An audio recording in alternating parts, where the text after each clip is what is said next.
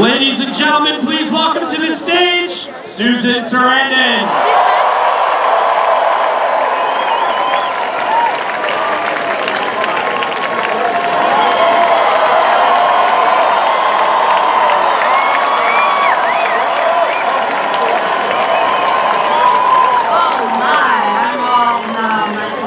And you guys look so good. You look like some kind of juicy Benetton ad. This is really fabulous. Okay. That was great, wasn't it? Alright, so I came to New York because I am so vibration-wise. I'm so excited to be here with you because everybody is now looking to California. We are at a moment, I don't know, you are making history here, folks. There will never be this opportunity again, at least in my lifetime, to change things the way that you people can. I want all of you to remember that you're going to be able to look back on this moment at this time and tell your children and your grandchildren how you worked to make this happen, this historic moment in history, and get Bernie Sanders the nomination and win the election as our next.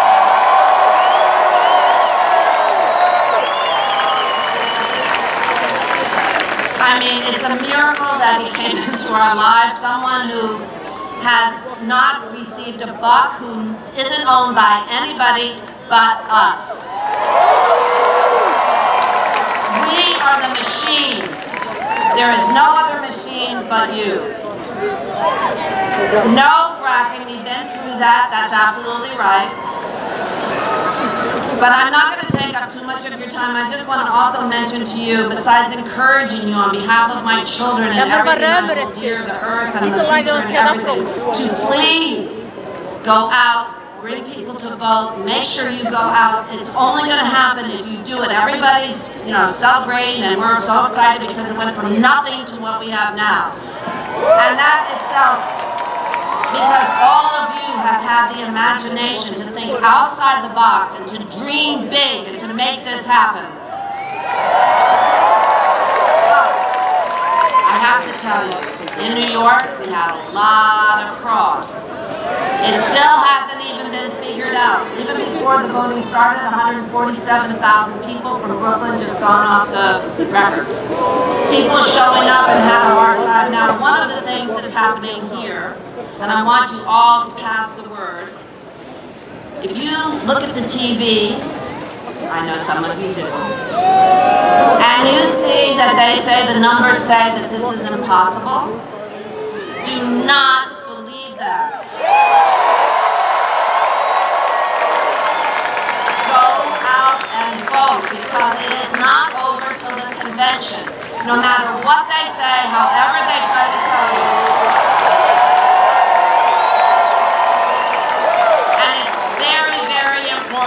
People can, I've been giving interviews and they're so patronizing and they say, come on, just look at these numbers and everything, blah, blah, blah, blah, blah. Even the DNC has said it's not over till the convention. So make sure you spread the word to everybody that might go, oh, I don't know, I think it's over, whatever happened in Puerto Rico, New Jersey, whatever. Get out and vote. And bring people with you, bring your parents, bring your sisters, bring your brothers, because I am begging you on behalf of my children. Please, show the world, send that message. The way California goes, so does the planet. This is so...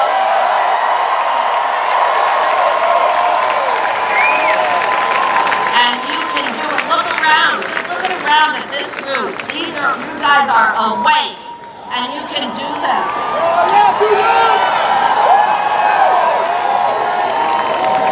So I thank you for this warm reception. And I thank you for all the time that you've given me now. And I know you want to get on to the main attraction, but first I have a very, very special supercalifragilisticexpialidocious.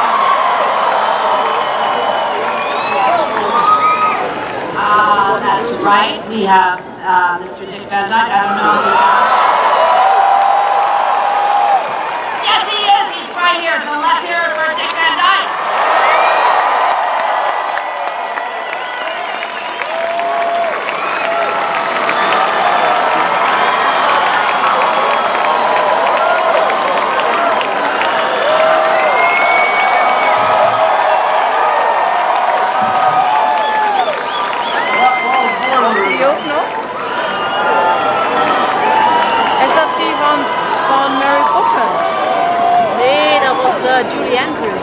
I don't know it's going to be music. Who can take a rainbow? The Senator's man can just sing. How about that? How about we love you, Bernie? Yes. Oh, yes, we do. We love you, Bernie, and we'll be true. When you're not near us, we're blue. Oh, Bernie, we love you. I heard part of it.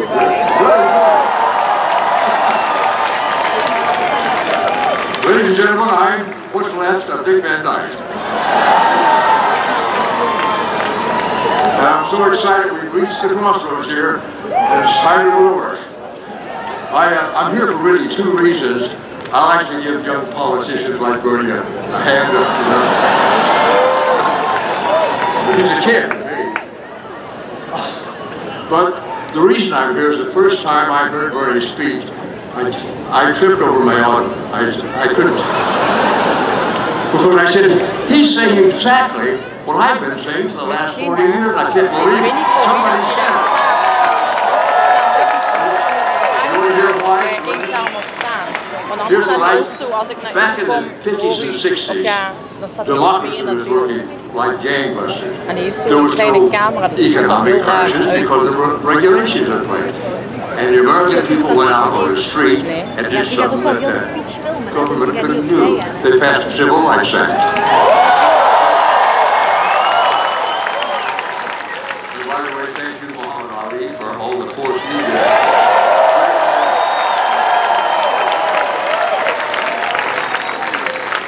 The thing was, in the early 70s, the corporate world did not take that very seriously. There was a man named Lewis Powell. Have you heard of him? He became a member of the Supreme Court. He wrote a memorandum to the National Chambers of Commerce. And he said, and you could Google this, there is too much democracy. It is very bad for capitalism. We need to defend, I'm telling you, we need to defend ourselves by breaking up the solidarity that has formed with the American people. We need to drive a wedge between them and get them yelling at one another. Yes. And if you look at television, you see how fortunate they were. And then they started telling us that billionaires' money would trickle down, we'd get some of that.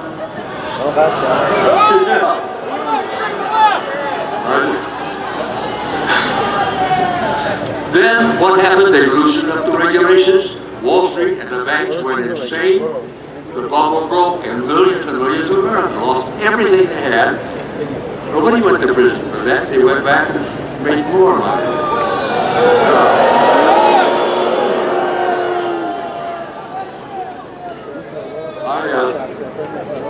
My deep feeling is that if Bernie's voice is silenced, and those voices like him are silenced, while our grandkids are going to live in an absolute oligarchy. Now, I'm afraid it's going to happen. So we need this very, very badly in our country.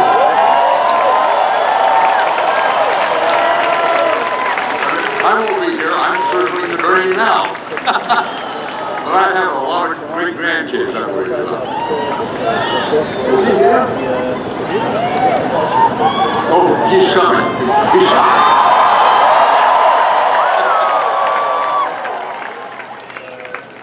His hair is not going to look good. It's very windy. So, Boy, I might as well talk about it. You know, the last time I spoke at this Coliseum, I was speaking with Martin Luther King Jr. And this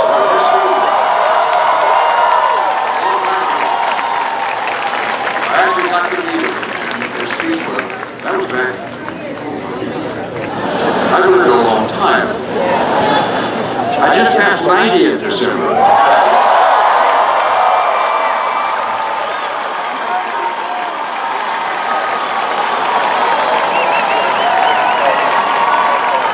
Boy, that hurt.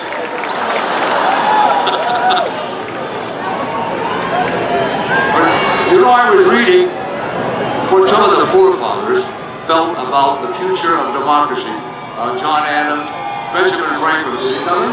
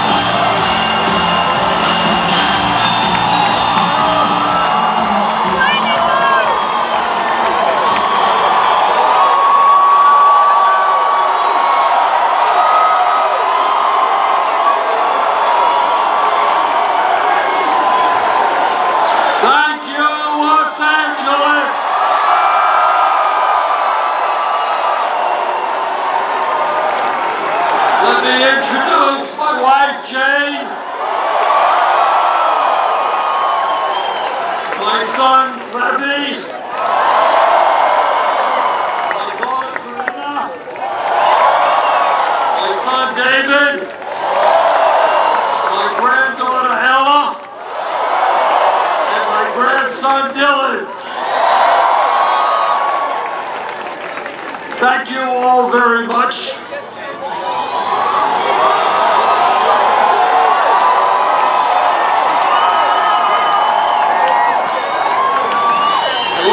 And let me thank Max Carver. Let me thank Eration. Let me thank Josh Phillips, Mark Foster, Josh Fox, Best Coast,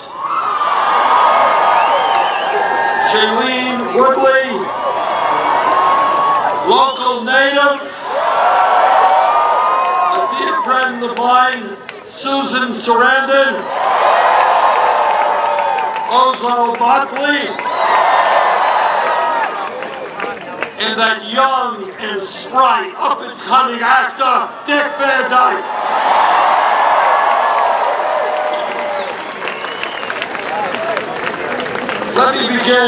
Let me begin by paying my respects to somebody who was a hero of mine and an extraordinary inspiration to people all over the world, and that is the great Muhammad Ali.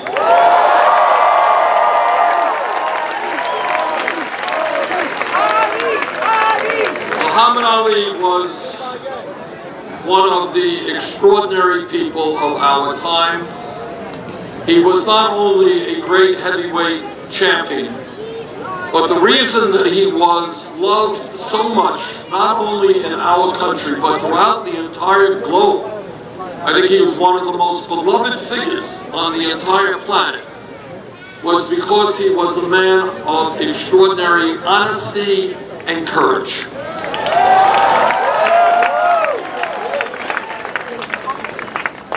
To all of Donald Trump's supporters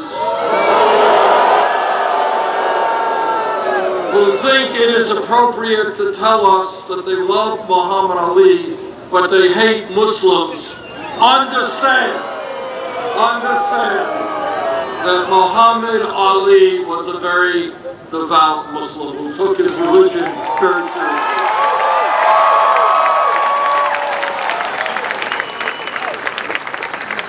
And when we talk about courage, please remember that at the prime time of his fighting life, when he was the heavyweight champion of the world, when he had the opportunity to make tens of millions of dollars, he refused to go to war in Vietnam.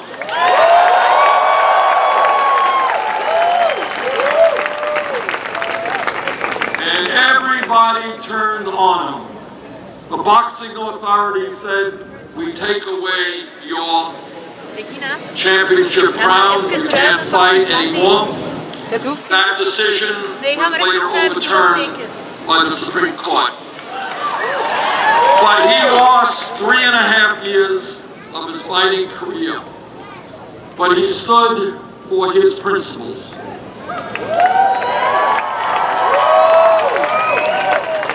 And was an inspiration to an entire generation, and in fact, future generations.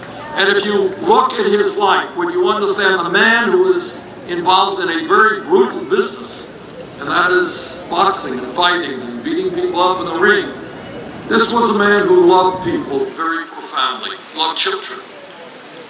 And that love just came right out of him, and I think the people of the world loved him for the love that he gave us. So Muhammad Ali, we say thank you for what you have done, not only for our country, but for the world. Rest in peace.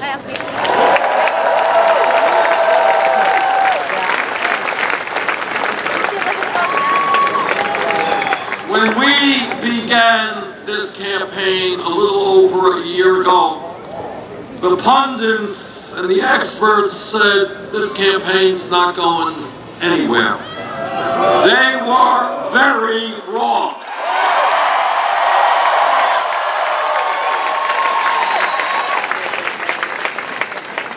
As of today, we have now won 20 state primaries and caucuses. And if all of you come out to vote on Tuesday, California will be the 21st.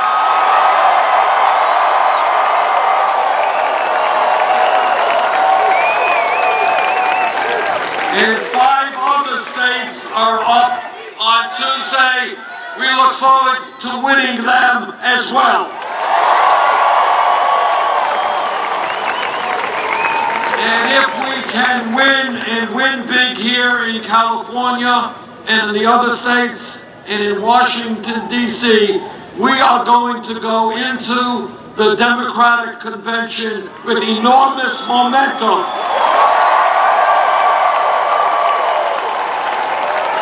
And with your help, I believe we will come out with the nomination.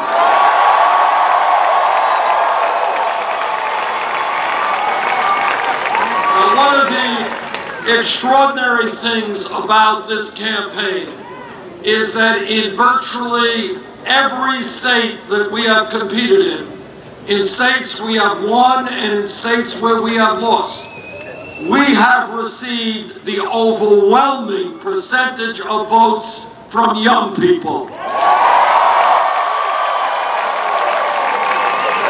And by young people, I'm talking about people 45 years of age or younger.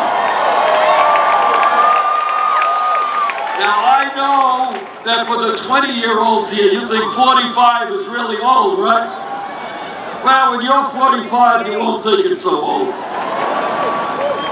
But the reason that that is so exciting and so important is that it shows that our vision, a vision of a nation based on social justice, economic justice, racial justice, environmental justice. That vision is the future of America.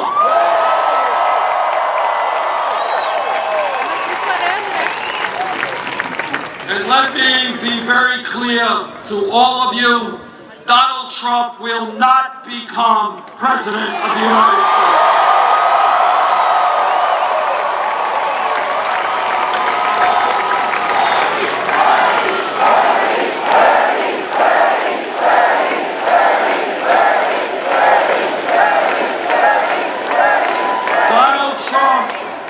not become president because in virtually every national poll, we beat them, often by double digits. I think the last poll had us 25 or 30 points ahead of them right here in California. And we beat him in state after state after state. And what I hope that the delegates going to the Democratic Convention understand is that in virtually every state poll, we do much better against Trump than does Secretary Clinton.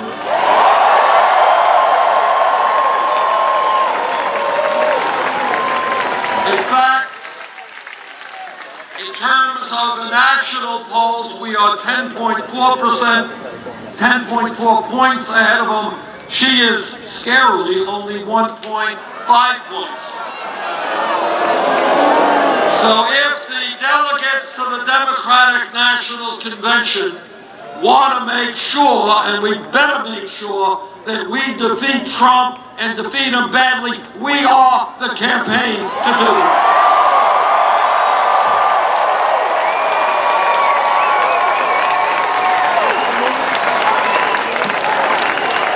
But it is not only polls. What it is also is that our campaign has the energy, the grassroots activism, to make certain that in November we have a large voter turnout. And when there is a large voter turnout, when there is excitement, when people have something to vote for rather than just against, progressives and Democrats win. And that means we will retain the White House, we will regain the U.S. Senate, we'll win governor's chairs all over America. We are going to defeat Donald Trump because the American people will not vote for a candidate for president who bases his campaign on insulting one group after another group. The American people will not vote for a candidate who insults Mexicans and Latinos, who insults Muslims, who insults women, who insults veterans, and who insults the African American community. Let us not forget that several years ago, Trump was one of the leaders of the so-called birther movement,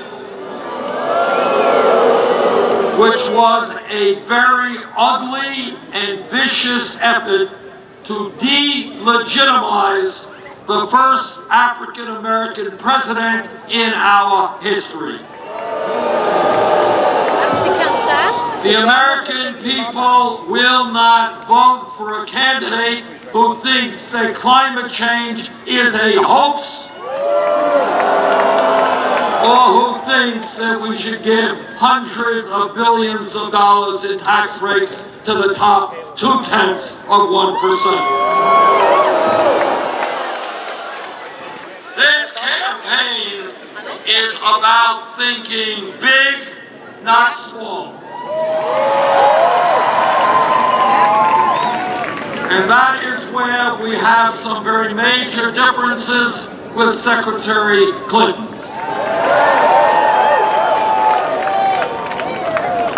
We had the option when we began this campaign to do what every other presidential campaign has done, and that is establish a super PAC. But we said no. We do not represent the interests of the billionaire class. of Wall Street or of corporate America. We don't want their money. No super PAC for this campaign.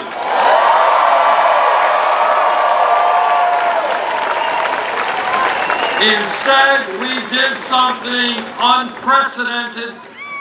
We went out to the middle class and the working class and even low-income people. And we said, if you want a candidate in a campaign that's going to stand up to the big money interests, to Wall Street and the fossil fuel industry and the drug companies, if you want a candidate who's going to help create a government which works for all of us and not just the 1%, we need your help. And then what happened was unprecedented in American history. Up to this point, we have received 8 million individual campaign contributions. 8 million, averaging 27.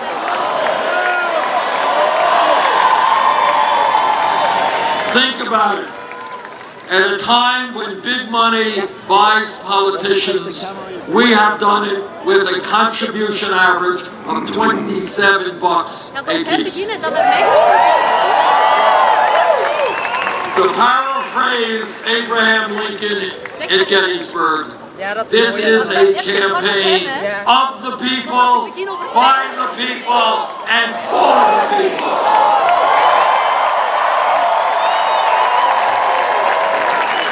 Secretary Clinton has chosen to do it the old-fashioned way, the typical political way, and that is establish not one super PAC, but a number of super PACs. And she has raised many millions of dollars from Wall Street and other special interests, in addition to receiving lots of money for giving speeches behind closed doors on Wall Street.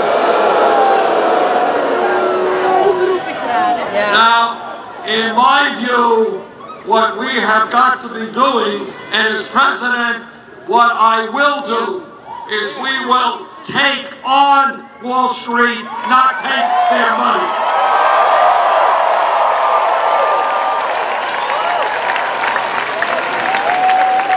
Hillary Clinton thinks that we should raise the minimum wage to $12 an hour. Not enough. We want $15 an hour and a union.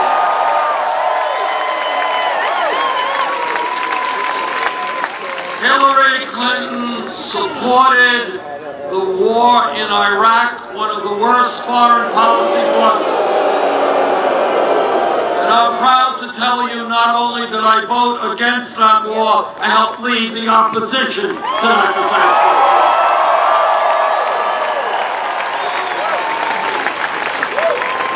I believe that one of the great looming crises facing our country, California, and the world is whether or not we are going to have enough clean drinking water for the people. And that is why I believe we have got to ban fracking.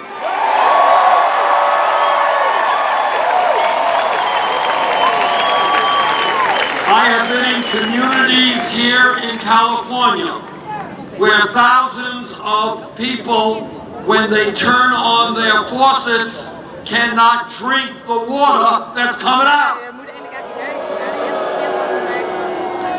Our job is to make sure that every home in America has clean drinking water, and we're going to do that whether the fossil fuel industry likes it or not.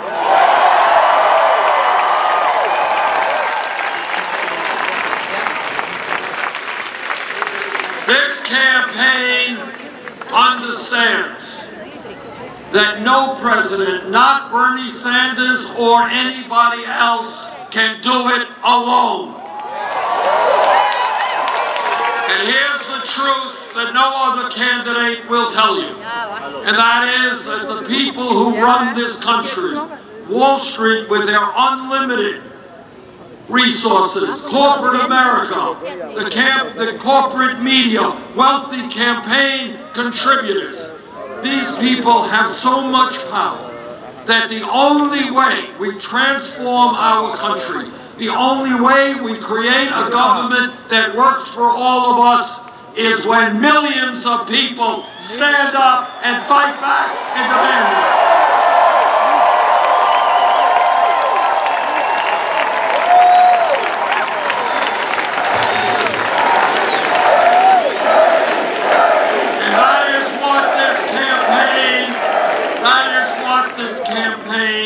Is about. Donald Trump wants to divide us up. We want to bring our people together.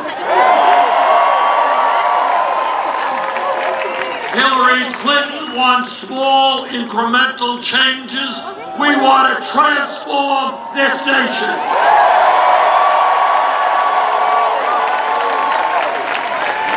We're going to win this election because we're doing something very unusual in modern politics. We are telling the truth. And here is the truth. The truth is that today we have a corrupt campaign finance system which is undermining American democracy.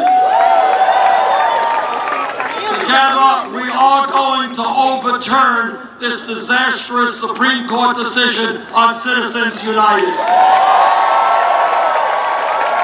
Democracy means one person, one vote, not billionaires buying elections. And together we are going to tell Republican governors, you will not get away anymore with suppressing the vote. This campaign is going to end the rigged economy which is destroying the middle class of this country. For 30 years, the middle class of America has been shrinking, shrinking, shrinking, while almost all new income and wealth is going to the top 1%. A rigged economy is when the top 1/10 of 1% today owns almost as much wealth as the bottom 90%. A rigged economy is when the 20 wealthiest people in America own more wealth than the bottom half of our country, 150 million people. A rigged economy is when a single mom goes out to work at $11 an hour and cannot find the affordable child care that she needs for her children. A rigged economy is when the men and women who have put their lives on the line to defend us, our veterans, some of them are sleeping out on the streets of LA and San Francisco. A rigged economy is when we have a proliferation of billionaires in recent years, and yet we have the highest rate of childhood poverty of almost any major country on earth. A rigged economy is when mom is working, dad is working, and the kids are working, and 58% of all new income generated today goes to the top 1%. Together, we are going to end that rigged economy.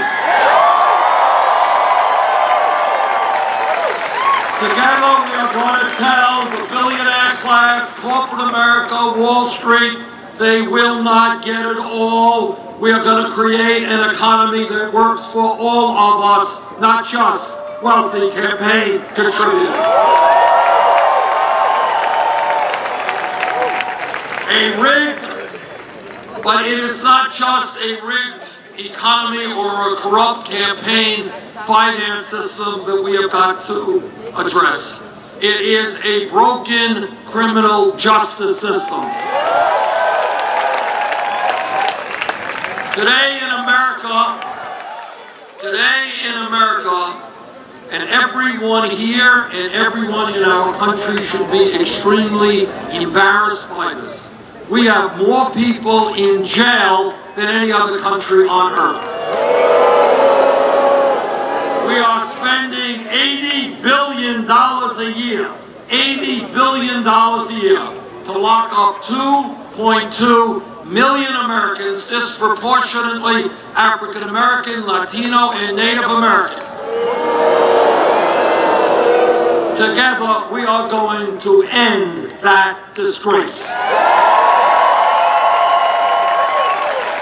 Together, we're going to explore why that high level of incarceration is taking place. And one of the reasons, very clearly, is that in inner cities and in rural communities all over America, young people have unemployment rates of 30, 40, 50%. And when young people are not working, and when they're not in school, and when they're hanging out on street corners, bad things can happen. And that is why together we are going to invest in our young people, in jobs and education.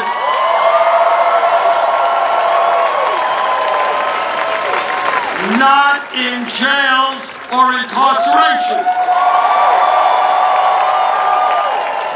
Over the last many years here in California,